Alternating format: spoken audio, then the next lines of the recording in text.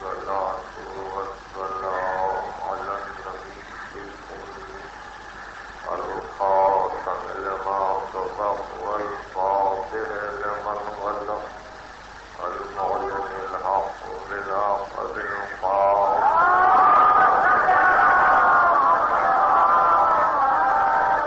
لبيت السيدين الطاهرين المعصومين المظلومين الذين أذهب الله عنهم الرجس وطهرهم تطهيرا.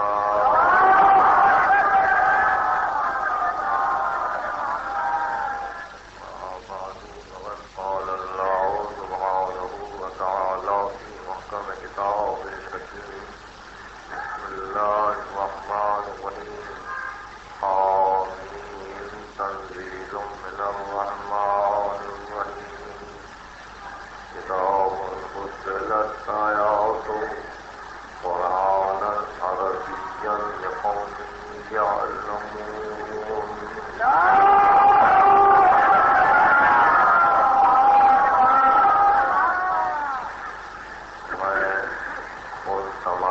اپنے عزیزوں کا شکر گزار ہوں جنہوں نے کل سے اس وقت تک میری ملاقات دوستی کے لیے مسلسل ٹیلی فون کرنے کی رحمت گوارا کی، اور ان عزیزوں کا شکر گزار ہوں جو گھبرا کے میرے گھر پر چلے آئے. میرے معالج اس بات کی اب اجازت دیتے ہیں کہ میں کچھ دیر کے لیے آپ کو خطاب کروں. میں آپ سے شرمندہ ہوں اور آپ سے زیادہ سرکار سید الشہداء سے شرمندہ ہوں کہ عین وقت پر میں خدمت کے قابل نہ رکھا تھا. یقیناً وہ مجھے معاف فرمائیں گے اور آپ بھی مجھے معاف کریں گے. شدید محرم ہے اور دور دور سے احباب آئے ہوئے ہیں، ان کو بڑی دور تک جانا بھی ہے. میں ان سب کا شکر گزار ہوں. ابھی اطلاع ملی کہ کراچی کے کمشنر صاحب بھی تشریف رکھتے ہیں. میں ان کا شکر گزار ہوں اور جو انہوں نے رحمت کی، اور میں قابل نہ تھا کہ ان کا استقبال کر سکتا، اس لیے میں نے منور عباس صاحب کو وہاں بھیج دیا تھا کہ وہ میری طرف سے ان کو استقبال کریں. مجھے آج کی تقریر میں چند باتیں کہنی ہیں، اور کیونکہ میں بلند آواز سے بولنے کے قابل نہیں ہوں، اس لیے جو کچھ کی آواز آپ کو سنائی دے اس کو قبول کیجیے، محفوظ کیجیے اور کوشش کیجیے کہ یہ رہ جائے. بات یہ ہے کہ قرآن مجید ہمارا واحد سرمایہ حیات ہے. قرآن مجید ہماری زندگی ہے. یہاں تقریریں ہو رہی ہیں، قرآن علم ہے، اس عنوان پر یہاں تقریریں ہو رہی ہیں.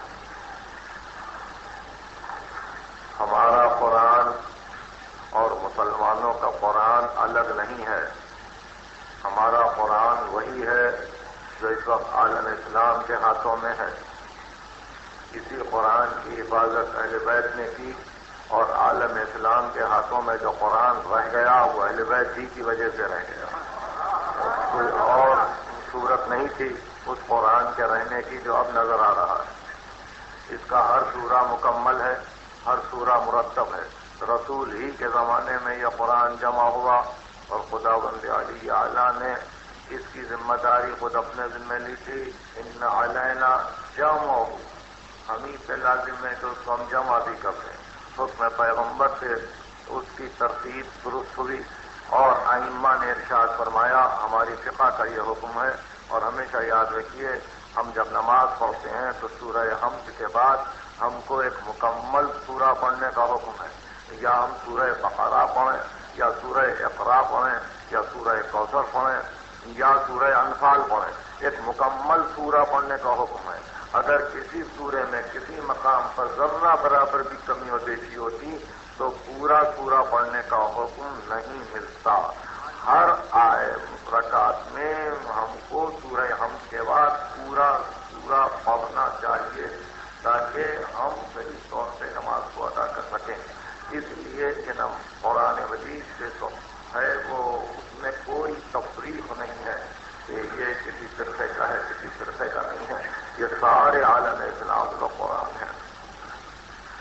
دوسرا عمر کا قابل غور ہے اور یاد رکھنے کا قابل ہے وہ یہ کہ اس قرآن کی اب تفسیریں شروع ہوئی تو ہزاروں تفسیریں ہوئیں اور لاکھوں تفسیریں اب تک ہمارے نظروں سے کیا گزرتی. بہرحال وہ طوفانوں میں موجود ہیں اور ابھی بہت سے تفسیروں کا امکان ہے. متشابہ کو محکم بنانا ہے, محکم کو پھر متشابہ بنانا ہے, تو یہی صورت تفسیریں ہو رہی ہیں. لیکن اب خصوصیت کے ساتھ عالم اسلام کا یہ عالم ہے کہ جس کی تفسیریں کی جا رہی ہیں اس میں کچھ مقاصد ہیں, کچھ مقاصد کے ساتھ تفسیریں ہو رہی ہیں. کسی کا مقصد یہ ہے کہ اپنی علمیت کو دکھلائے قرآن کی تفسیر میں, کسی کا مقصد یہ ہے کہ اپنے کسی ممدوح کی پالیسی کو باقی رکھے اور قرآن کی تفسیر کرے. کسی کا مقصد یہ ہے کہ اپنے بزرگوں کے روابط جو قرآن کے ساتھ تھے اور جو سلوک تھا اس کو باقی رکھے اور قرآن کی تفسیر کرے. کسی کا مقصد یہ ہے کہ اقتدار پرستی کے ساتھ ساتھ قرآن کی تفسیر کرے کہ قرآن اس طرح سے اقتدار وقت کی حفاظت کرتا ہے. کسی کا مقصد یہ ہے کہ فلسفے کے لیے قرآن کی تفسیر کی جائے تاکہ معلوم ہو کہ یہ حقائق ہیں, یہ عوامل ہیں اور قرآن ان تمام فلسفیانہ مسائل کو پیش کرتا ہے. کسی کا مقصد یہ ہے کہ صرف نحو منطق بیان کے لیے قرآن کی تفسیر کریں تاکہ معلوم ہو کہ عربی ادب پر قرآن کتنا موجود ہے. اس سلسلے میں کراچی اور کراچی سے گزر کے پاکستان میں بھی بہت سی تفسیریں ہو رہی ہیں. حیدرآباد کراچی میں خصوصیت کے ساتھ میں 2-4 ایسے بزرگوں سے واقف ہوں جو اس کی تفسیر کر رہے ہیں, مگر ان کے مقاصد وہ نہیں ہے جو صحیح طور پہ ہونے چاہیے, مگر تفسیر ہو رہی ہے اور ایک کام ہو رہا ہے. تو قرآن کا مقصد ایک ہے, تفسیروں کے مقاصد الگ الگ ہیں. قرآن کا مقصد ایک ہے, تفسیروں کے مقاصد سب الگ ہیں. اب ایسی صورت میں قرآن کی تفسیر میں ادب, رائے, شخصی رائے, ہوا و ہوس شامل ہو جائے تو یقیناً قرآن کی یہ تفسیر آنی, فانی, وقتی, مکانی, زمانی ہو کے رہ جاتی ہے. اور انسان اگر تفسیر پڑھ کے قرآن کا اندازہ لگانا چاہتا ہے تو وہ یہ اندازہ لگاتا ہے کہ قرآن بھی آنی, فانی, وقتی, زمانی ہے. ہماری بڑی کمزوری یہ ہے کہ اردو میں تفسیر پڑھ کے ہم سمجھنے لگے کہ قرآن کا بھی شاید یہی موقف ہوگا. ہماری سب سے بڑی بدبختی یہ ہے کہ انگریزی میں کوئی قرآن کا ترجمہ پڑھ کے یہ سمجھتے ہیں شاید قرآن کا مقصد یہ ہوگا. تو بہر صورت جہاں جہاں مصلحتیں کام کر رہی ہیں قرآن کی تفسیریں لکھوائی جا رہی ہیں. کہیں پرویزیت برسر عمل ہے اور وہ تفسیر تیار ہو رہی ہے کہ جس کا مقصد یہ ہو کہ ہم اجتہاد کریں اور بدلتے ہوئے حالات میں قرآن کے معانی کو بدل کے اپنے لیے ایک نئی راہ نکال لیں. کہیں پالویت کے انداز میں تفسیر ہو رہی ہے کہ قرآن میں کوئی چیز نہ حلال ہے نہ حرام ہے, سب کی اجازت ہے, کوئی چیز نہ خیر ہے نہ شر ہے نہ نجس ہے نہ طیب ہے, جو تمہارے لیے مفید ہو استعمال کرو. اب یہ پالویت اور پرویزیت کے ترجموں پر اور ان کی تفسیروں پر نظر ڈال کے کوئی قرآن کو سمجھنا چاہے تو خدا کی قسم قرآن کی ایک آیت سمجھ میں نہیں آئے گی. عرب کی جاہلیت آج کے علم سے لاکھ درجے بہتر تھی. عرب کی جاہلیت آج کے اس علم سے لاکھ درجے بہتر تھی کہ جہاں یہ زور دیا جا رہا ہے کہ جو ہم کہتے ہیں قرآن کے متعلق اسی کو مانو، جو ہم سمجھاتے ہیں اسی کو تسلیم کرو. تو میں کیسے مان لوں، کیسے سمجھ لوں؟ قرآن تو اولین و آخرین کا سرمایہ ہے. یہ کہتے ہیں کہ جو پاکستان 10 محرم کو یوم اقبال منانے والا ہے، تو اس اقبال کے سارے ورک میں، اقبال کی ساری تصنیفات میں علی کے متعلق جو کہا گیا، حسین کے متعلق جو کہا گیا، فاطمہ کے متعلق جو کہا گیا، شہدائے کربلا کے متعلق جو کہا گیا، امر حق کے متعلق جو کہا گیا، اس کو تو تمام تر چھپایا جا رہا ہے. کوشش یہ ہے کہ اب علی کا نام نہ آئے، حسین کا نام نہ آئے، پنجتن کا نام نہ آئے، مگر اقبال کا کلام پیش کیا جائے. تو میری آنکھوں کے سامنے میں دیکھ رہا ہوں کہ اپنی مطلب کی چیزوں کو دنیا آگے بڑھاتی ہے، اور اگر کوئی بات اپنی مطلب کے خلاف ہو اپنے تو اس کو چھپا دیتی ہے. تو جب یہ اقبال کا حال کیا تو قرآن کے متعلق میں کیا اعتماد کروں؟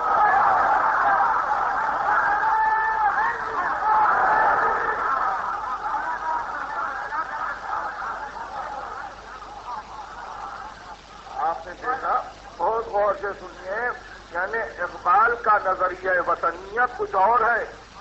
اقبال مسلمانوں کو جغرافی حدود کا پابند نہیں سمجھتا ہے، مگر اب جو بھی پڑھا جائے گا وہ اس طرح سے پڑھا جائے گا جیسے اقبال ہی ہماری اس وقت کی موجودہ سیاسی زندگی کے ذمہ دار ہے.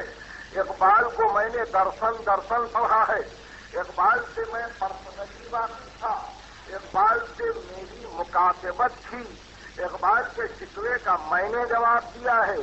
میں کچھ زیادہ بہتر سمجھتا ہوں بعض اور حضرات سے اقبال کو جانتے ہیں، لیکن اس کے باوجود جس طرح سے کہ اقبال کو پیش کرنے کی کوشش کی جا رہی ہے وہ اس طرح سے کہ جیسے اقبال کو مذہب سے یا کسی خاص فرقے سے یا آل محمد سے یا ائمہ سے کوئی ربط نہیں ہے. اور پھر روز عاشور اقبال کا دن منایا جا رہا ہے، اور اس تصور اور نظریے کے ساتھ کہ گویا اقبال نے روز عاشور کے متعلق کچھ نہیں کہا. تو اس جیتی جاگتی دنیا میں جبکہ اقبال کو مرے ہوئے کچھ ہی دن گزرے، جبکہ اقبال کا پورا کلام موجود ہے، اپنی مرضی کے مطابق چنتے ہیں، اپنی مرضی کے مطابق پھینک دیتے ہیں، جیسی چاہے تعویل کرتے ہیں، جیسے چاہے مانا لیتے ہیں. تو یہ پرویز صاحب نے اقبال کے کلام کی تشریح کا کام اپنے ذمہ لیا. جب تک وہ کراچی میں تشریف فرما تھے، ہر اتوار کو ان کے پاس اس صحبت میں اقبال کے کلام کی تفسیر پڑھی جاتی تھی. جب پوتے اسرار و رموز یعنی مسئلے خودی کو ختم کرنا شروع کیا تو اب وہ منزل آئی کہ سر اسماء علی پر اقبال کی نظم شروع ہوئی، سر اس میں بوتراب پہ نظم شروع ہوئی. اس دن پرویز صاحب نے درس ہی نہیں دیا، اس دن پرویز صاحب خاموش ہو گئے. اور جب اور آگے بڑھ کر سر حادثہ کربلا پہ نظم آئی تو پرویز صاحب نے اعلان کر دیا کہ یہ اقبال کا اپنا عقیدہ تھا، اپنا نظریہ تھا، اس پر ہم بحث نہیں کرنا چاہتے. پوری نظم پر گفتگو نہیں کی اور یہ کہا کہ اقبال پر چونکہ دوسرے اور اثرات مرتب ہو رہے تھے پنجاب کی فضا میں، اقبال نے کربلا کے متعلق یہ کہہ دیا. تو یہ ایسی منزل ہے کہ جہاں اپنی مرضی کے مطابق ہم کسی چیز کو لے لیں اور جو چیز اپنی مرضی کے مطابق نہ ہو اس کو چھوڑ دیں. تو جہاں ملت کو یہ عادت ہو جاتی ہے تو اس ملت سے میں یہ کیسے توقع کروں کہ وہ قرآن کو ایک عقل کے ساتھ، فکر صحیح کے ساتھ، فہم درست کے ساتھ پیش کریں گے اور شان نزول کو بتلاتے چلیں گے کہ یہ آیت کس کے لیے آئی، یہ آیت کس کے لیے آئی، منافقوں کا ذکر کہاں ہے، مومنین کا ذکر کہاں ہے، کفار کا ذکر کہاں ہے، بدر کی باتیں کہاں ہیں، خندق کی گفتگو کہاں ہے. خیبر کے متعلق کیا ارشاد ہے، احد کے متعلق کیا گفتگو ہے، ہجرت کا حکم کیسا ہے، یہ کیسے توقع کروں؟ اس لیے پہلے آپ کسی کتاب کو کراچی یا پاکستان میں چھپنے والی کتاب کو پڑھنے کی کوشش کریں تو پہلے یہ دیکھیں کہ ان کا بیک گراؤنڈ کیا ہے، ان کا پس منظر کیا ہے۔ اگر پس منظر درست ہے کتاب کو پڑھیے، ورنہ پڑھنے کی ضرورت نہیں ہے۔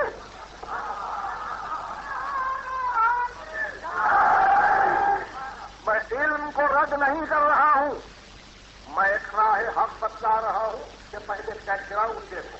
کیا بیک گراؤنڈ؟ یعنی اگر نافذیت بیک گراؤنڈ ہے، اگر آل محمد کی دشمنی بیک گراؤنڈ ہے، اگر آل محمد سے کنارہ کشی بیک گراؤنڈ ہے تو اس کتاب کو پڑھنے کی کیا ضرورت ہے؟ کون سا علم ہے اس میں علم کون سا ہے جب باب مدینہ علم سے ہٹ کر لکھی جائے گا؟ اب آپ نے محسوس کیا کہ بیک گراؤنڈ، اب آپ یہ پوچھیں گے آپ کا بیک گراؤنڈ کیا ہے؟ تو ہمارا بیک گراؤنڈ یہ ہے کہ قرآن ہمارے لیے واحد سرمایہ حیات، لیکن قرآن کو ہم پڑھنا چاہتے ہیں، سمجھنا چاہتے ہیں، سننا چاہتے ہیں، اس کی تفسیر کرنا چاہتے ہیں، مصلحت وقت کے ساتھ نہیں، اقتدار وقت کی خوشامد کرتے ہوئے نہیں، اپنے مضرتوں اور اپنی منفعتوں کا تابع بنا کر نہیں۔ ہم قرآن کو پڑھنا چاہتے ہیں اور سمجھنا چاہتے ہیں اس بیک گراؤنڈ۔ اب وہ بیک گراؤنڈ آج سن لیجیے، اگر زندہ ہوں تو پھر انشاءاللہ اس کی تفصیل آگے ہوگی، مگر یہ بیک گراؤنڈ مجھے سنوانا ضروری ہے اور محفوظ کروانا ضروری ہے بیک گراؤنڈ، اس لیے کہ یہ ساری تقریریں محفوظ ہو رہی ہیں، شاید کبھی آپ کو کام آ جائے، آپ کے بچوں کو کام آ جائے۔ دیکھیے ہمارا بیک گراؤنڈ یہ ہے کہ پیغمبر اسلام جب دنیا میں آئے تو پیغمبر کی بہت ایک فکر تھی، ایک ہی فکر تھی پیغمبر کی زندگی بھر کہ اتنی بڑی ذمہ داری مجھے ملی، ایسی کتاب مجھے عطا ہوئی جس کو قیامت تک رہنا ہے، اس لیے میں ایک ایسے معاشرے کو ڈھونڈوں، ایک ایسے قبیلے کو ڈھونڈوں، ایک ایسے گھرانے کو ڈھونڈوں، چند ایسے انسانوں کو میں ڈھونڈوں کہ جو انسان مجھ سے یہ عہد کرے، جو انسان مجھ سے یہ عہد کرے کہ اس قرآن کی حفاظت کرتے ہوئے وہ ہر مصیبت کو جھیلیں گے۔ پہلی منزل۔ دوسری منزل، اقتدار کی ہوس نہیں کریں گے۔ دوسری منزل۔ تیسرے یہ کہ جو مقصد قرآن ہے، جو حقیقت قرآن ہے، اس کو واضح کرنے میں دریغ نہیں کریں گے۔ تین منزلیں، ہر درد کو جھیلیں گے، اقتدار کی ہوس نہیں کریں گے، حقیقت قرآن کو ہر موقع پر واضح کریں گے۔ اب ڈھونڈتے چلے نبی، دعوت ذوالشیرہ سے ڈھونڈتے چلے۔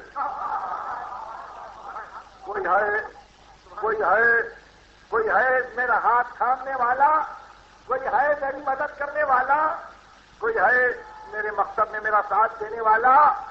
دنیا جان رہی تھی کہ لازماً ایک دن اسلام کو اقتدار ملے گا، اس لیے کہ جغرافیکل پوزیشن عرب کا یہ ہو گیا تھا کہ قبیلے لوٹے لوٹے مردہ ہو گئے۔ جہاں سے اتحاد کی آواز بلند ہوگی قبیلے مل جائیں گے اور یقیناً حکومت فارم ہوگی۔ سب کی نگاہیں حکومت پر تھیں، سب کی نگاہیں حکومت پر تھیں، اور نبی ان افراد کو دیکھ رہے تھے جو حکومت سے ہٹے، اس لیے کہ جہاں اسلام میں حکومت فارم ہوگی قرآن کو اپنے مقصد کے مطابق بنانے کی کوشش کی جائے گی۔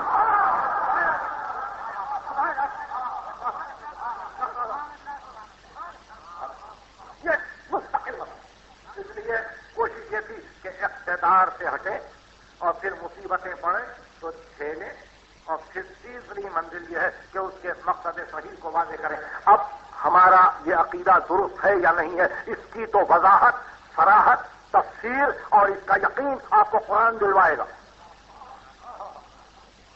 قرآن دلائے گا، اور ایسی وضاحت کہ نبی آخر وقت تک ڈرتے رہے۔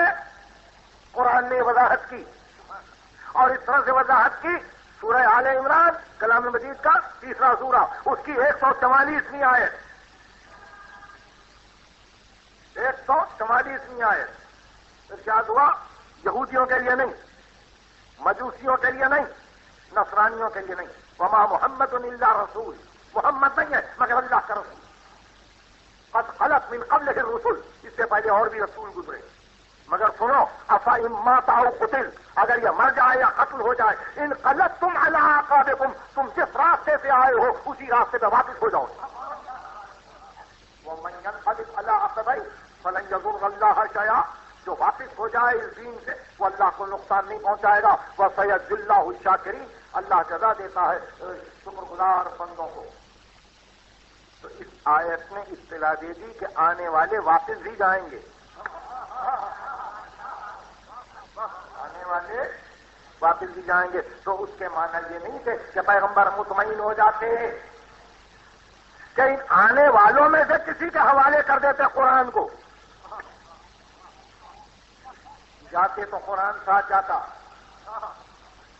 اس لیے ضرورت تھی کہ ایسوں کا انتخاب کرتے کہ جو ابنا کی منزل پر ہو, نساء کی منزل پر ہو, انفس کی منزل پر ہو. دنیا وقتی طور پہ یہ کہہ دے اقربا پروری تھی, اعزا پروری تھی, قبیلہ پروری تھی, اپنے عزیزوں کو دیکھ رہے تھے, پرواہ نہیں تھی نبی کو. اس لیے کہ نبی نے اگر نواسے کا انتخاب کیا تو حکم خدا سے, اور اگر نفس کا انتخاب کیا تو حکم خدا سے. نبی کے متعلق کوئی شبہ نہیں آ سکتا تھا. اور پھر جہاں کہیں انتخاب کیا, میں معاف کیجیے گفتگو بڑی واضح ہو رہی ہے, جو اس لیے واضح ہو رہی ہے کہ مجھے اب کچھ کم یقین ہوتا جا رہا ہے اپنے مستقبل کے متعلق. اس لیے بہت سی چیزوں کی وضاحت رہ جائے گی. اس لیے پھر کہتا ہوں کہ پیغمبر نے چن لیا اور چن لیا اس بنا پر کہ خداوند علی اعلیٰ کا حکم تھا کہ چنو. مگر کون سے سننا, سنتے وقت بھی بصیرت رسول نے کہا اس طرح سے چنوں گا کہ امتحان کے طور پر سب کو موقع دوں گا, کہ دیکھو فضیلت کو کمانا ہے تو کوئی ایسی بات نہیں ہے, ہمت ہے تو آگے بڑھ جاؤ, وہ خیبر ہے.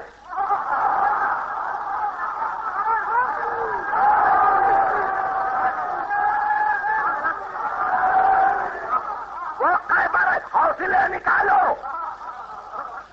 پھر یہ نہ کہنا کہ چچازاد بھائی اور داماد کی پرورش منظور تھی.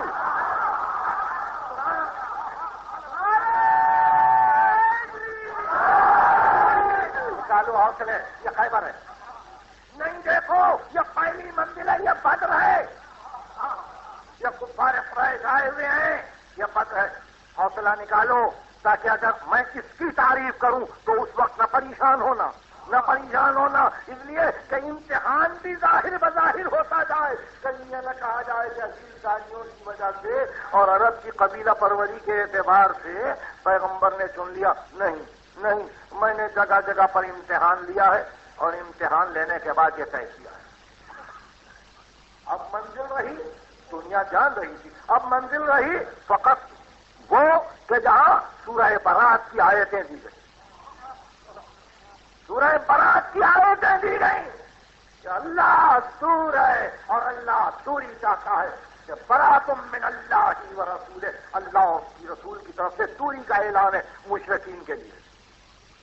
تو کبھی واضح کر چکا ہوں, ایسے موقع پر بھی پہلے موقع دیا کہ جاؤ. مگر اس کے بعد جب یہ جان گئے کہ مقصد قرآن متزلزل ہو جائے گا, اس واسطے ہوگا کہ آیت میں حکم یہ تھا کہ مشرکین سے دوری کا حکم ہے, اور اگر آیتیں سناتے وقت کوئی پلٹ کے یہ کہے کہ اے آیت کے سنانے والے, ارے تو بھی تو اتنے دن ہمارے ساتھ بسر کر چکا, تو کیا حشر ہوگا؟ آپ نے کہا لاؤ, واپس لاؤ, اس کو دے دو کہ جس کی ساری زندگی میں شائبہ شرک نہ ہو, شائبہ کفر نہ ہو. اس کو دے دو کہ جہاں توحید ہی توحید ہو, ایمان ہی ایمان ہو، تو ہر موقع پہ امتحان کی منزل پر پہنچا کر امتحان لے کر فضیلت کا شرف بخشا اور کہا کہ تاکہ یہ دنیا میں بات رہ جائے کہ یہ وہ لوگ ہیں جو یقیناً اپنے ذاتی مفادات کے لیے مقصد قرآن کو نہیں بدلیں گے۔ دیکھیے میں نے گفتگو ختم کی، یہ ہمارا بیک گراؤنڈ ہے، ہم گفتگو سنیت اور شیعیت سے کبھی نہیں کرتے، ہم گفتگو مکاتب فقہی پہ نہیں کرتے، سب جیے اور ہر ایک سنی اپنی فقہ میں مضبوط سنی رہے اور ہر شیعہ اپنے عمل میں مضبوط شیعہ رہے۔ یعنی مجلسیں اس لیے نہیں ہے کہ تم ادھر آؤ شیعہ بن جاؤ، مجلسیں صرف یہ ہے کہ ہم اپنے پس منظر کو بتلاتے جائیں، اپنی تاریخ دکھلاتے جائیں، مدافعت کرتے جائیں۔ یہ خیبر نہیں ہے، بدر نہیں ہے، خندق نہیں ہے، حنین نہیں ہے، مگر مجلس ایک معرکہ جہاد ہے کہ جہاں ہم مسلسل اعلان کرتے آ رہے ہیں ہم کو پہچانو تو۔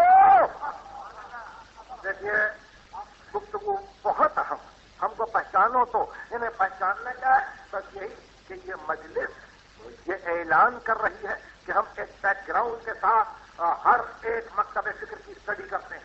ہمارے سامنے فقہ آتی ہے، ہم دیکھتے ہیں فقیہ آل محمد کا دوست ہے یا دشمن ہے۔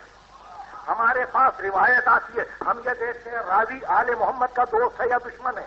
ہمارے پاس علم رجال آتا ہے، ہم دیکھتے ہیں کہ یہ رجال میں جتنے نام آئے ہیں یہ آل محمد کے دوست ہیں یا دشمن ہے۔ نہیں، ہمارے پاس کوئی شاعر آتا ہے تو ہم یہ دیکھتے ہیں آل محمد کا دوست ہے یا دشمن ہے۔ ہم یہ دیکھتے ہیں کہ ہمارے پاس کوئی ہمارے لیے ایک پیغام نظم و نسق لاتا ہے، تو جب بھی ہم یہ دیکھنا چاہتے ہیں یہ آل محمد کا دوست ہے یا دشمن، آل محمد کا دوست ہے یا دشمن ہے، یہ ہمارا بیک گراؤنڈ ہے، یہ ہمارا بیک گراؤنڈ ہے۔ ہم یہ نہیں کہتے آپ مسا اس طرح سے کیجیے، آپ اس طرح سے ہاتھ کھول کے نماز پڑھیے، نہیں، کچھ نہیں۔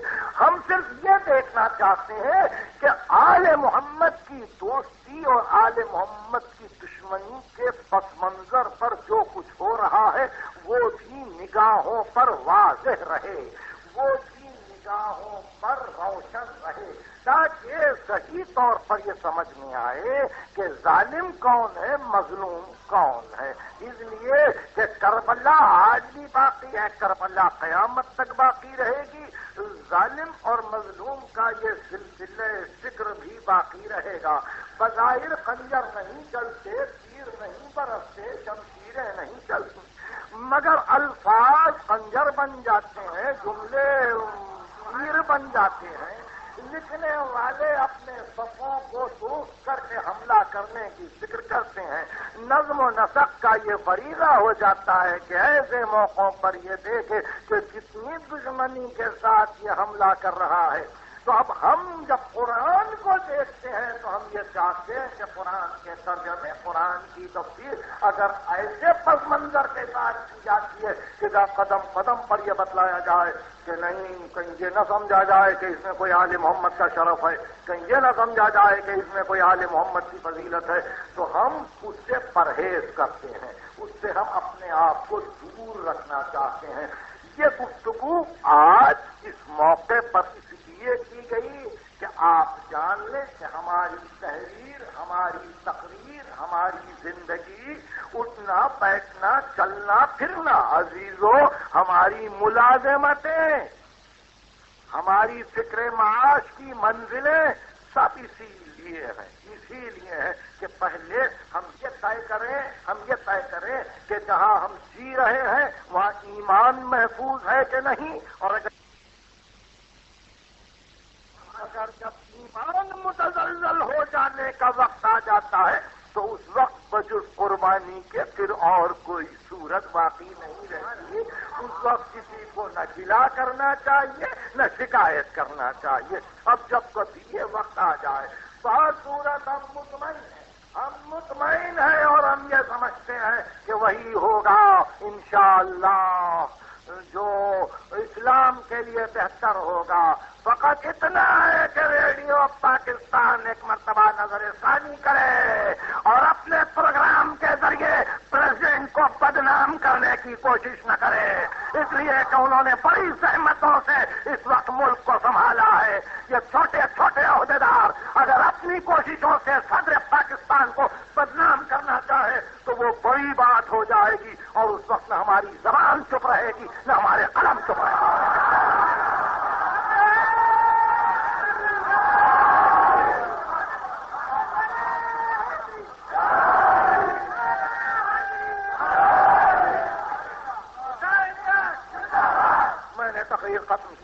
میں نے تقریر ختم کی. یہ میری دوسری وارننگ ہے. میں تیسری محرم کو ایک مرتبہ کہہ چکا ہوں, آج پھر ایک مرتبہ, اور اگر زندگی رہے تو پھر نویں محرم کو گفتگو ہوگی کہ ہم کن حالات میں ہیں اور کن حالات سے ہم کو آگے بڑھنا ہے. ایک مرتبہ نظر ثانی کیجیے. اقبال ہمارا محبوب ترین شاعر ہے, ہمارا محبوب ترین شاعر ہے. اقبال کو کسی نے پہچانا نہیں. خدا کی قسم جس دن اقبال کو میں پڑھنا شروع کروں گا تم کو نفرت ہو جائے گی اقبال سے.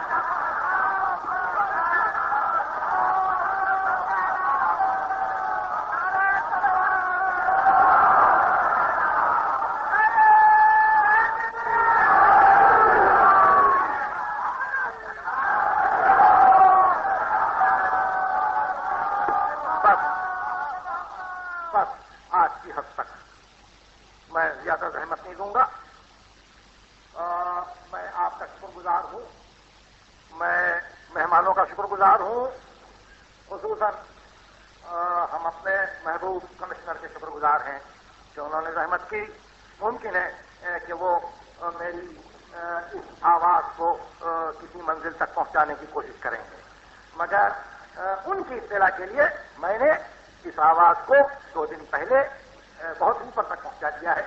اور میں امید کرتا ہوں کہ شاید حالات درست ہو جائیں گے. 6 محرم ہے اور محرم ہی کے زمانے میں ایسی باتیں کچھ ہم کو بھی تکلیف دیتی ہیں, کچھ ہم کو بھی تکلیف دیتی ہیں, کچھ ہم کو بھی تکلیف دیتی ہیں. حسین 10ویں محرم حسین کا دن ہے. حسین کا دن ہے. 10ویں محرم میں مر جاؤں یا تم مر جاؤ یا ہمارے آبائے اولین اگر اس دن مر گئے ہوں تو ہم کو فکر نہیں ہے. 10ویں محرم حسین کا دن, محمد عربی کا دن, فاطمہ زہرا کا دن, علی کے مرتضیٰ کا دن. 10ویں محرم ابھی تم کو نہیں معلوم. 10ویں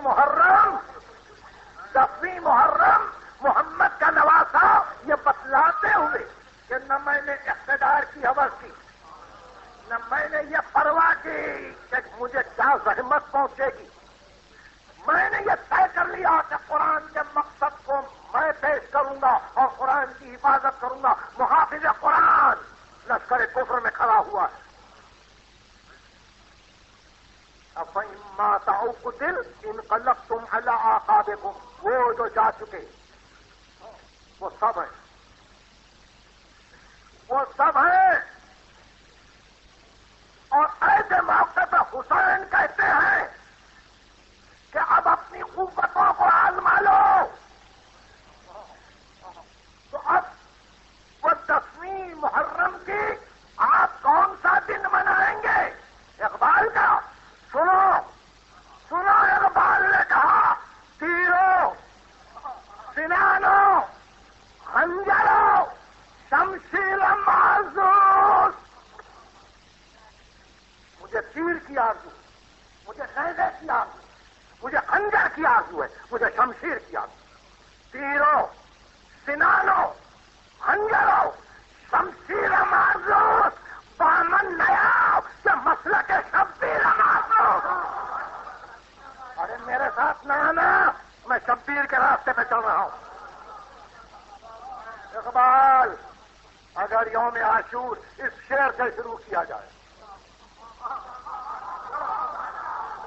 مجھے منظور ہے اقبال نے جو کچھ حسین کے لیے کہا ہے اگر وہی پڑھا جائے اور اس کو یہاں سے شروع کیا جائے تیروں سنانوں خنجروں شمشیرم آرزو بامن میا کہ مسلک شبیرم آرزو جو مسلک شبیر کو طلب کرے وہ اپنے پیغام میں مستقل ہے آغاز سے لے کے انجام تک ایک ہی مسلک ہے اس کا ایک ہی مطلب ہے. تو ایسی صورت میں میں یہ چاہتا ہوں کہ آپ کے پیش نظر بھی یہ رہے کہ آپ پہچانیں محرم کی رسمی کیا ہے. اکیلے کھڑے ہوئے ہیں آج بھی اکیلے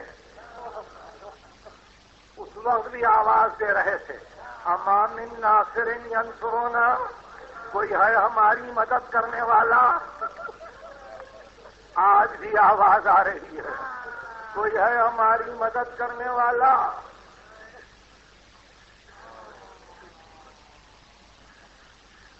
امام رضا نے کہا تھا خراسان میں ابن شبیب سے کہ ابن شبیب اگر کسی مصیبت سے رونا آئے تو میرے جد غریب پر رو لے.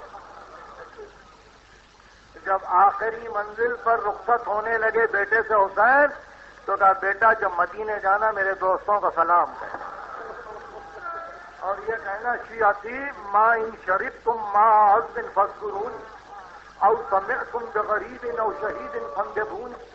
میرے دوستوں جب ٹھنڈا پانی پینا مجھے یاد کرنا اور جب کسی غریب کو کی مصیبت کو سننا تو مجھے نہ بھول. اس کے بعد ایک شعر کہا تقریر ختم کرتا ہوں. فرماتے تھے کہہ دینا سید سجاد تم بہت یاد آئے کربلا میں علی اکبر کی لاش اٹھاتے وقت نہیں عباس کے لاشے پہ جاتے ہوئے نہیں اون و محمد کی لاشیں لاتے ہوئے نہیں تم یاد آئے کربلا میں یاد آئے. لئی تکم سی یوم عاشورا جمیعا تنظرون کاش تم ہوتے روز عاشور تو دیکھتے کئی فاستفتی لطفلی فامو یرحمون. میں ایک چھوٹے بچے کے لیے کس طرح سے پانی مانگ رہا کاش تم دیکھتے میرے چھوٹے بچے کو پانی کا قطرہ تک نہیں دیا.